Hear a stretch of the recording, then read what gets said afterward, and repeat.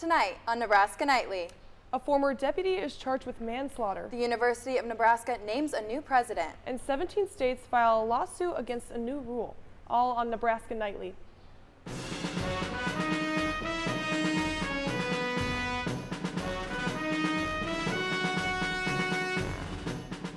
Live from the Don and Lorena Meyer studio at the University of Nebraska-Lincoln College of Journalism and Mass Communications, this is Nebraska Nightly. Welcome to Nebraska Nightly. I'm Peyton Polad. And I'm Mackenzie Noble. And I'm Dominic Ferraro. Your top story today.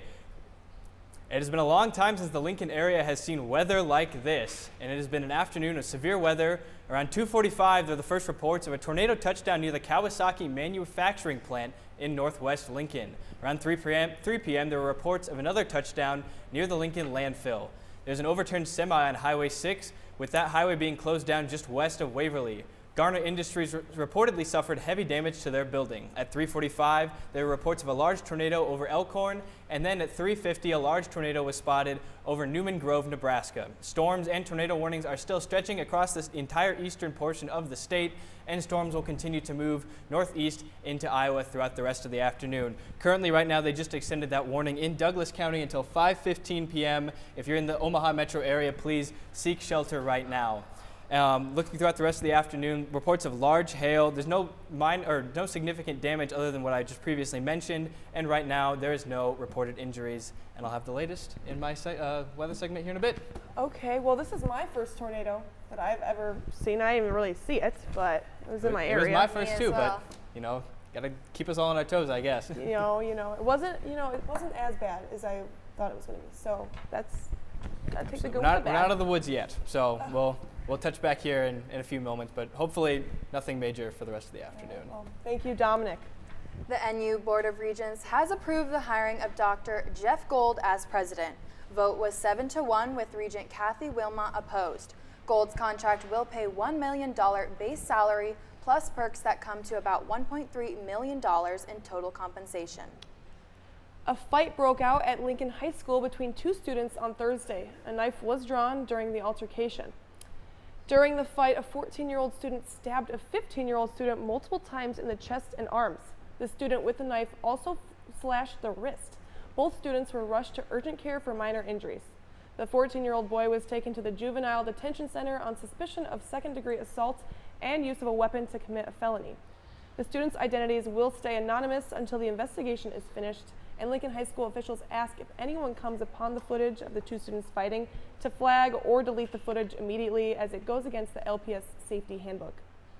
A former deputy from the Seward County Sheriff's Office is being held in Lincoln on charges of manslaughter. Police booked Anthony Gahn at the Lancaster County Jail on Thursday. There is some confusion on the charge. It is listed as manslaughter, and it seems to have come from a grand jury. Details are unclear, as an official in the Lancaster County District Court says the case is sealed. Also, it is not confirmed that Gahn worked at the Seward County Sheriff's Office. However, it was reported earlier Gahn worked as a deputy as recently as the spring of 2021. This is a developing story. We will provide more information as it becomes available. A Grand Island child care provider is in custody after being accused of abuse. The Grand Island police were called to the home of 27-year-old Bianca Rivera Lima around 4:30 p.m. On Monday, police say a 2-month-old infant was not breathing, had blood on the brain, and showed no signs of life. Medical personnel say the injuries are intentional and from severe shaking and slamming. The child is at the Omaha Children's Hospital, and the child remains in critical condition and is not expected to live. Rivera Lima is in the Hall County Jail and is expected to be arraigned in the county court at 11 a.m. yesterday. Governor Jim Pillen vetoed a bill Wednesday that he says would harm Nebraskan taxpayers. LB 25 would allow people to sue state agencies and other government units if public employees commit sexual abuse against a child while working. Opponents of the bill say taxpayers would be financially liable for the abuse committed by employees of local government units. In his veto letter, Pillen said, "We must hold perpetrators accountable and protect children from abuse by enforcing the criminal laws that exist. Taxpayers should not bear this burden." Supporters of the bill argue the bill could protect children from abuse in school districts. Pillen signed 10 other bills after vetoing LB 25. And a nonprofit organization is altering the community about potential scammers. The Capital Humane Society is aware of 2 separate incidents where scammers use their name to steal people's money. In the first incident, someone claimed to be the nonprofit and was attempting to charge someone a vendor fee for the upcoming pet festival. In the second report, the scammer tried to sell a non-existent dog on Facebook. The Capital Humane Society says it does not use the Venmo, Cash App, or any other similar platform to take payments. So if you have any questions, you should call the Capital Humane Society at 402-441-4488. The Lincoln Police Department released the results of its Drive Sober or Get Pulled Over drug impaired driving campaign conducted last weekend. The LPD issued 223 citations stemming from traffic stops for various offenses. The department says it is adopting a zero-tolerance stance towards individuals driving under the influence of alcohol or drugs. Offenses include speeding citations, DUI citations, reckless driving citations, and more. Well, town baseball has a long history in Nebraska, and as Nebraska Nightly's Sam Cobb reports, a man named Randy is making sure its history is preserved. In the little Polish village of Farwell, Nebraska. Randy Lucas Savage has been collecting pictures, stories, and relics from the old Sherman Howard County baseball teams for over 40 years. Telling about one of the oldest leagues. And his work has all come together at the Nebraska Innovation Campus, where he's currently displaying his Once Upon a Time, the Sherman Howard County Baseball League exhibition. The exhibit walks guests through the history of the semi-pro and town ball teams that played in central Nebraska counties for nearly 50 years, starting in the early 20th century. I grew up to the sounds of the steel cleats and wooden bats, so that kind of spurred me on to continue gathering stories.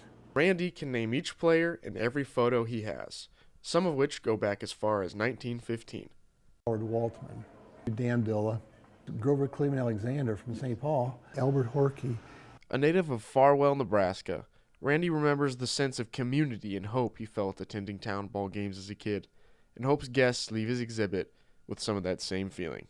Yeah, I hope they get an appreciation for the past. It's a baseball exhibit, but it's a little more to it.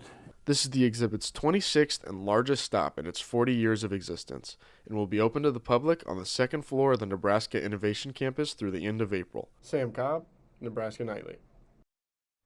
Town baseball was played throughout the state of Nebraska until the 1950s. Well, this rain has not been helpful for my hair. Same with this tornado. I mean, seriously, walking here was a trip. But meteorologist Dominic Ferraro does have more on if the rain is coming or going. Dominic? Thank you, Mackenzie. We'd just like to give a brief update. So during that Garner Industry collapse, there was an estimated 70 employees in the building. 3 were taken to the hospital with non-life-threatening injuries. And looking at the current radar picture across the state right now, huge line of thunderstorms working away right along the eastern border. We have tornado warnings up in the eastern part of the northeastern part of the state, working into Iowa, right into the Omaha metro area, and 2 down in the southeast corner of Lincoln of the state as well. Right now, there's currently rotation over Papillion. And as of right now, there is no confirmed tornadoes with these lower ones. I haven't quite remembered on what exactly was going on with the tornado that just kind of worked its way through Blair, but we'll be keeping an eye on that. Here's some pictures of the tornado that blew through Lincoln earlier. They estimated it to be about a half-mile wide, a nice debris cloud on that one there. Very serious situation as that worked northeast up into Waverly. Here's another picture for you, and just a very well-structured storm, nice wedge tornado. It was a very, very dangerous situation for those out. And some hail in northern Lincoln. This is estimated to be about golf ball-sized hail. However, it was reported that this was an anomaly and that there was fairly about pea-sized hail besides that. So looking ahead at the rest of your day, we've extended our enhanced region of severe weather down across the Central Plains down into Kansas, Oklahoma, and parts of Texas for the rest of the evening. Your tornado threat right now, your main areas being northeastern Nebraska into eastern Iowa, as well along the Oklahoma and Arkansas border down into Texas. That will be the area to keep an eye out for on the rest of the evening. Still pretty high wind chance along those same regions, and hail extending down into the central and southern plains as well. We'll have a take a look at your current conditions here in Lincoln and the rest of the week after the break.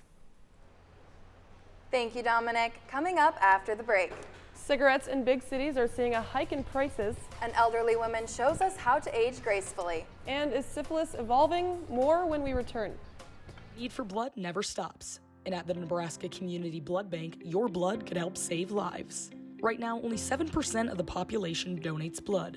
But imagine if there were more. We're sitting at below a 7-day level of supply of all blood types across the board. So every blood type is important, and we need all donors of all types to come in and donate right now. At the Nebraska Community Blood Bank, they believe that all types make a strong blood supply.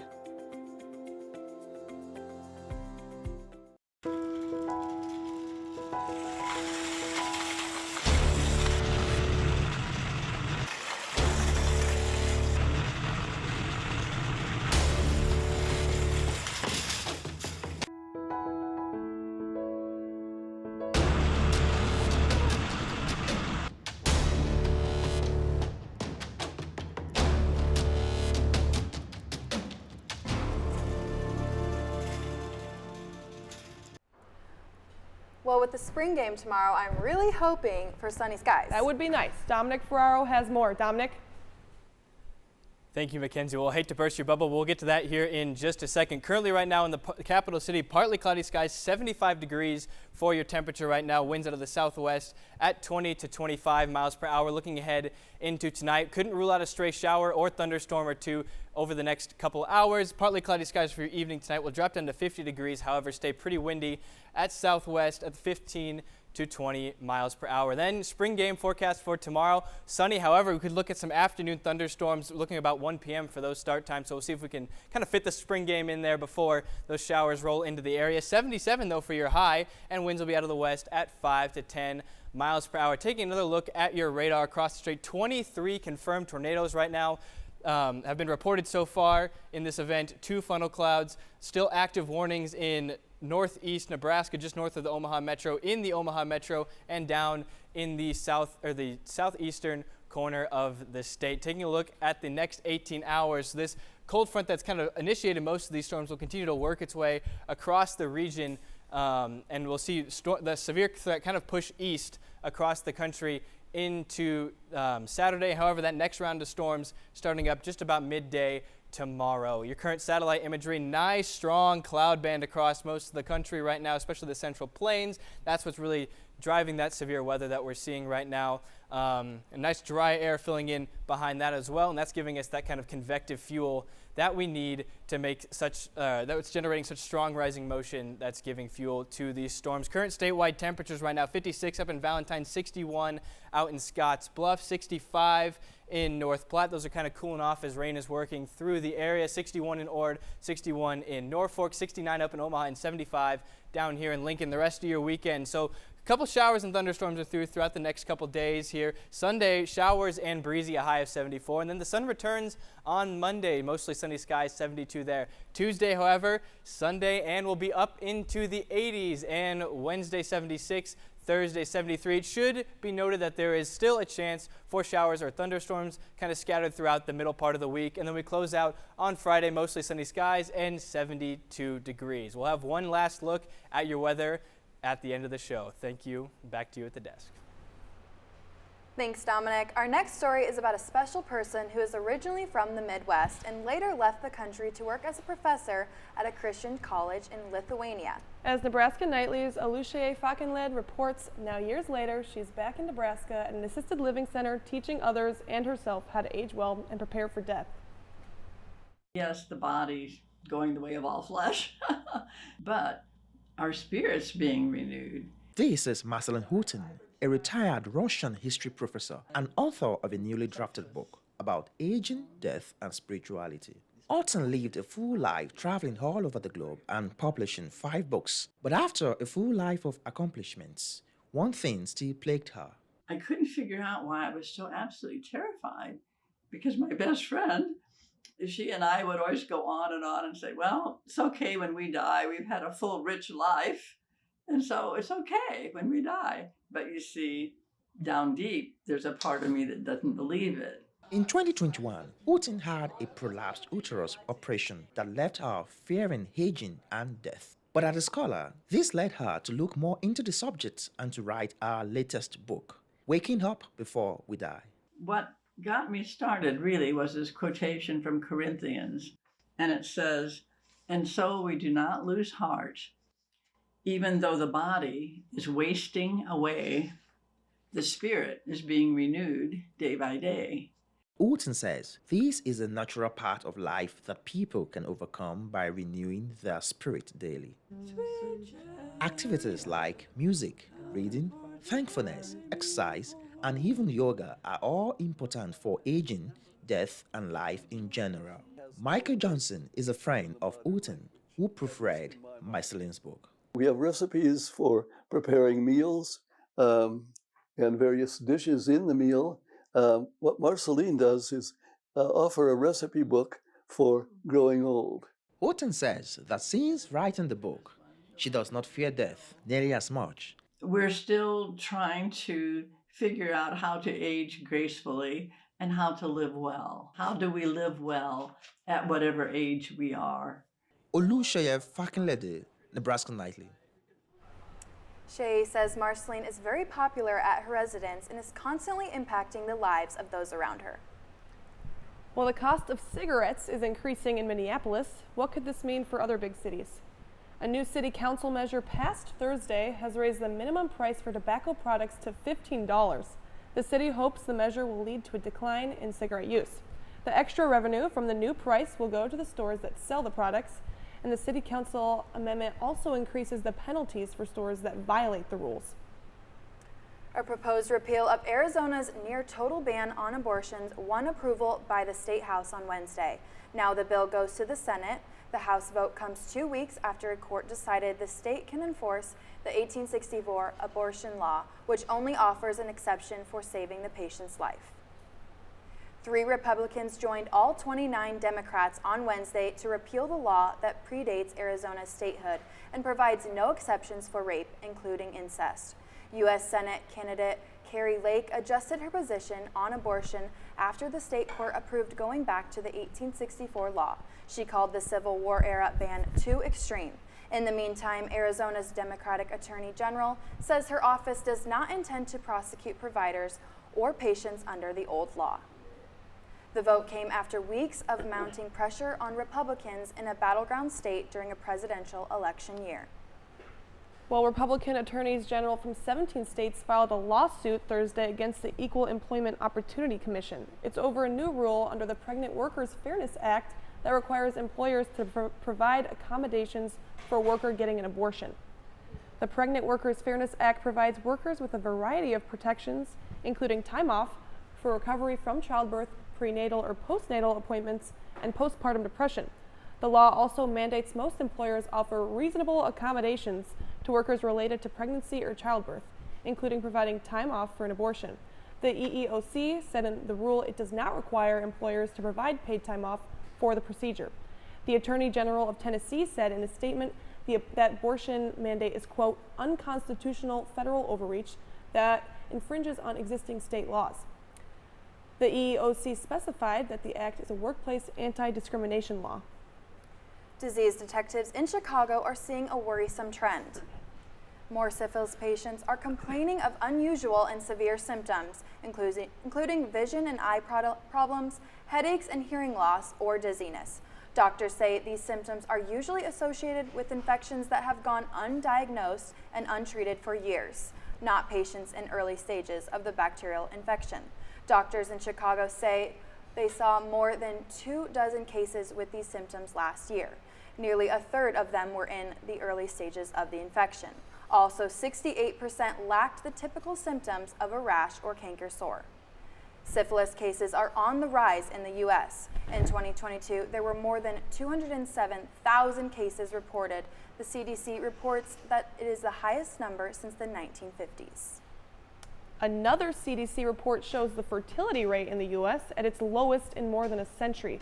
While many factors may play into the drop in births, there are millions of women who struggle to get pregnant, and experts say many aren't getting the care they may need. It is National Infertility Awareness Week, and Mandy Gaither reports on the options for those who are struggling to build a family. It's defined as not being able to get pregnant after a year or more of trying. Infertility impacts millions of lives, an estimated 1 in 6 people worldwide. You're probably thinking to yourself, well, why do I not know anybody who's gone through this? Because they're probably not talking about it. Barbara Kulora is with Resolve, a nonprofit organization helping those who struggle with infertility. She says finding a community and support are critically important.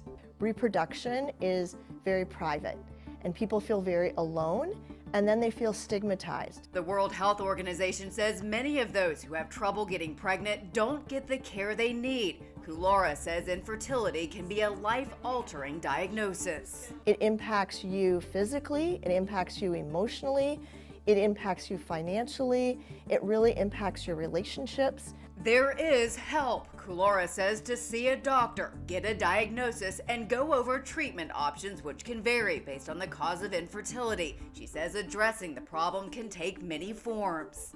It might not be medical treatment, it might be adoption, it might be other routes to parenthood, and then it might be a decision that says, you know what, we're not going to build our family through having children, it's going to be the family of our choice. For Health Minute, I'm Mandy Gaither. The nonprofit organization Resolve has resources that may be able to help those struggling with infertility. The CEO says that because financial burden is so great for those struggling to build a family, the organization continues to advocate for better health insurance coverage and for companies to have comprehensive benefits. For more information, you can go to resolve.org. When we return, the spring football game is coming. The future for Husker baseball and softball. And the next time Husker basketball plays the Crichton Blue Jays, all after the break. Okay, so how about this much? I don't know. Well, how about this much? I don't know. How about... Actually, I don't know. Okay, maybe this much? I don't know. The very tip of your pencil, a fraction of a raindrop, 3 grains of salt. That's how much it takes for a dose of fentanyl to become lethal. Learn more at realdealonfentanyl.com. Well, I've been waiting since last semester to get into that Memorial Stadium, and I cannot be more excited for the spring game tomorrow. But Olivia Davenport, sports reporter, has more with what's going on. Olivia? Get ready, Husker fans. Only one more sleep until you get to watch some Husker football. The Nebraska spring football game is tomorrow at 11 a.m. Here's what Matt Rule has to say about being the starting quarterback for the Huskers. Husker fans have a pretty high standard. You know, I'm sure that if I was a Husker fan, I'd just be coming hoping that the ball's not on the ground. You want to be the starting quarterback at Nebraska? You better be ready to deal with the heat. After games, you guys don't talk to Gifford after every game, do you? You don't talk to Nash after every game. You talk to me and the quarterback. And so the two people with the most pressure are me and the quarterback. A new face has joined the Husker Athletic Department. Haven Fields will serve as Deputy Athletic Director and Chief Operating Officer. Fields previously served as the Deputy Athletic Director at the University of Washington under Troy Dannon. Dannon said he's excited to bring Haven and his family to Lincoln and welcome them to the Husker family. Fields will serve as the day-to-day football administrator, working with Matt Rule and the rest of the football staff. He will oversee the Huskers Athletic Fund as well as assist Troy Dannon in managing the athletic department. Now for some Tuesday night baseball. The Huskers are taking on the Kansas Jayhawks at Haymarket Park. Huskers' Riley Silva takes off for second, and the throw from the Jayhawk catcher misses the mark, allowing Silva to advance to third. It's Drew Christo on the mound for the Huskers now. He would end with 5 strikeouts in 2 innings pitched. Jayhawk John Nett sends one all the way to the right field bullpen for a solo home run.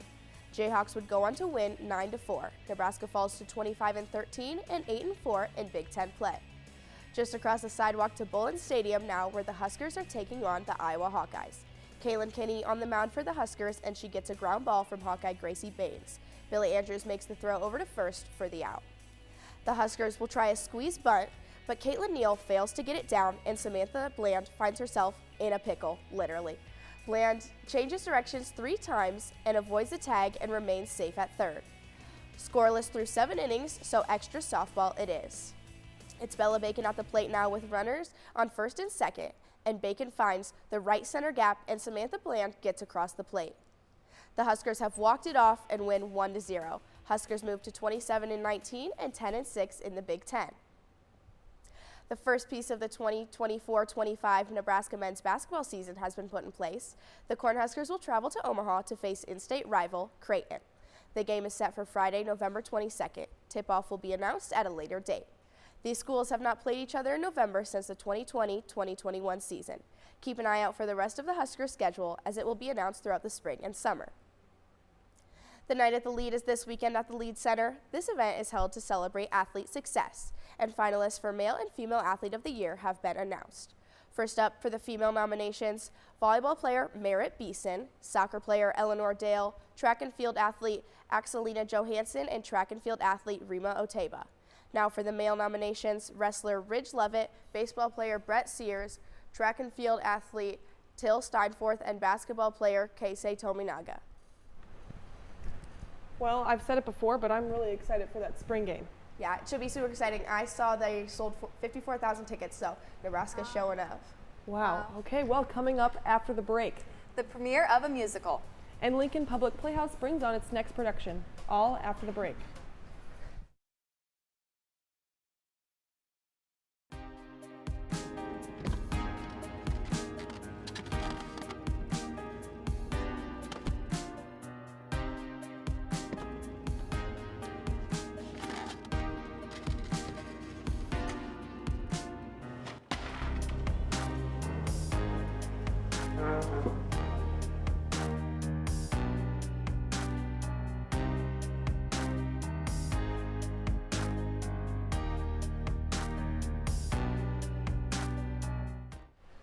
Well, there's a lot to look forward to this weekend in Lincoln.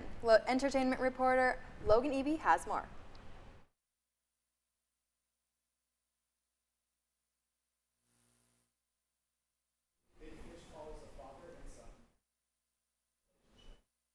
Edward Bloom is an adamant storyteller.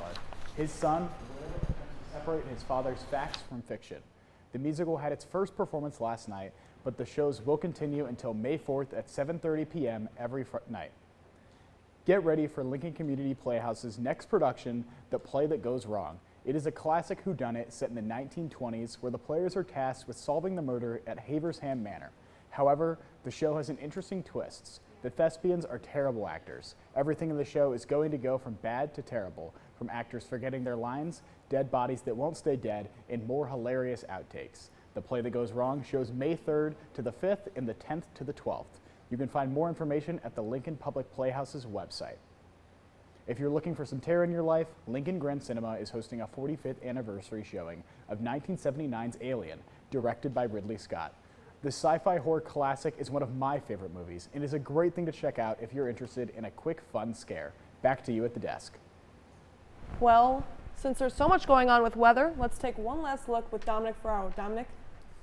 Thank you, Mackenzie. We've had a couple reports and images of power lines down on 84th Street between Fletcher and Havelock. There's a confirmed tornado now, Harrison County, northeast of Blair. And we are looking at an extremely enlarged and dangerous tornado there, as long as several tornado warnings around the eastern border of the state. However, taking a look back to your local weather, looking ahead to tomorrow, will be mostly sunny. Could see a chance or two for afternoon thunderstorms as we see that severe threat kind of ramp up again into the afternoon tomorrow, 79 there. Sunday, showers and breezy, 72 degrees, and then we'll see the sun come back on Monday, 72 for the high there as well. So it's been a very eventful weather day. Yeah. Still very much developing. So. We hope that everyone involved with those storms today is safe. Yes. And it's looking like it's going to quiet down here in the capital city. However, keep an eye on the weather. It's always a good idea. Yeah, it was interesting. It was an interesting afternoon. Especially for us. We saw all the different things. All the things we could see. Yeah. Hopefully no tornadoes tomorrow at the spring game, though. Yes. Hopefully Mother Nature cuts us some slack for the first football game. Yeah, I'm so ready for that sunshine to be on me, and it's going to be great. It's going to be great. Nebraska Nightly is a production of the University of Nebraska's College of Journalism and Mass Communications. And thanks for tuning in, and we'll see you next week on Nebraska Nightly.